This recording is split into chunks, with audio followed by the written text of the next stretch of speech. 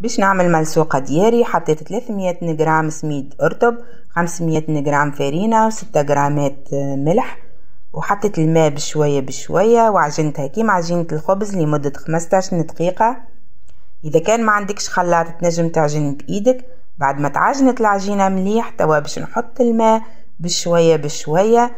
يلزم تكون العجينة لا هي جارية برشا ولا هي عاقدة بالشكل هذا.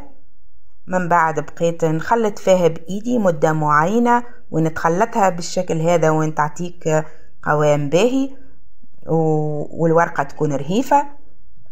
بعد ما عجنتها بالشكل هذا غطيتها وخليتها ترتاح مدة نصف ساعة.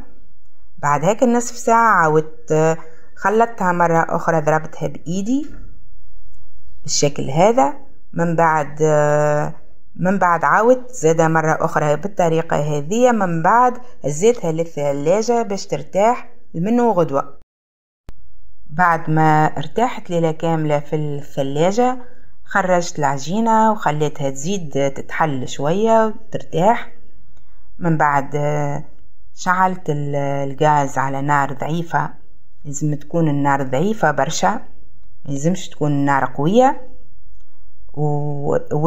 والنار يلزمها تكون على جنابات الكل وفي الوسط باش ما تبداش شيرة معناها طايبة وشيرة ميهاش طايبة. خاطر إذا كان النار زاد تبدأ ضعيفة وإلا قوية برشا من شيرة ومن شيرة الأخرى تبدأ مش مريقلة، الورقة ما تتنحاش بسهولة.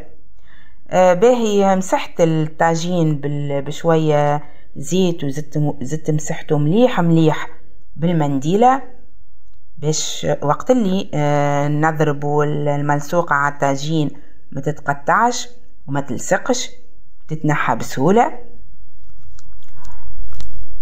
بالنسبة للملسوقة متاعنا هذه الدياري ملسوقة تونسية، ملسوقة دياري وزمنية يعملها جدودنا قبل. هذه بنينة برشا، الورقة متاعها أبن من الملسوقة اللي يعملها بطرق أخرى. الأحسن هذه تكون في الطاجين النحاس، والأحسن الملسوقة تتعمل فريشكة، يعني معناها ما تحطهاش في المبرد تقعد مدة طويلة من بعد تمدها باش تطيبها. الملسوقة هذه تجي مقلية، تجي محشية في الفرن، نعملها في الفرن، تجي حتى حلويات نعملها سمسة.